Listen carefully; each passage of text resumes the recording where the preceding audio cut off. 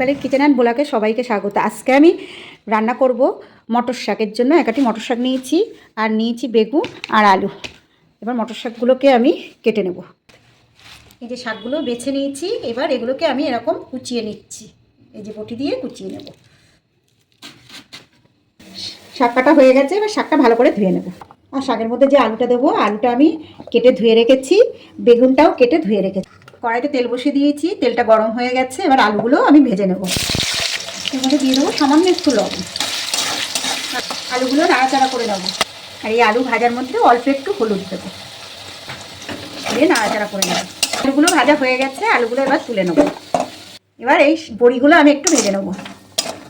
বড়িগুলো ভাজা হয়ে গেছে, বড়িগুলো এবার তুলে নেবো। এবার বেগুনটা ভেজে নেবো। এর মধ্যে দিয়ে দেবো সামান্য একটু লবণ, অল্প একটু হলুদ, দিয়ে নাড়াচাড়া করে নেবো। এটা হয়ে গেছে বেগুনটা।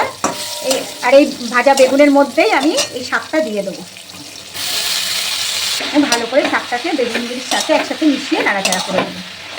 দিয়ে দেবো একটু কাঁচা লঙ্কা, দিয়ে দেবো লবণ, দিয়ে দেবো হলুদ। আর এই যে ভেজে রেখেছি আলু আর বড়ি, এগুলোকে আমি এর মধ্যে দিয়ে দেবো। দিয়ে একসাথে সব নাড়াচাড়া করে নেবো। শাকটাকে এবার আমি নামিয়ে নেব।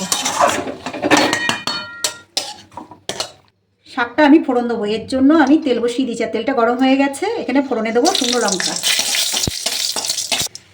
আর দেবো কালো জিরে। এর শাকটাকে আমি এর মধ্যে ঢেলে দেবো, দিয়ে ভালো করে নাড়াচাড়া করে দেবো। শাকটা হয়ে গেছে। আর এই শাকটা, এই যে মটর শাক, গরম গরম ভাতের সঙ্গে খুব ভালো লাগবে খেতে।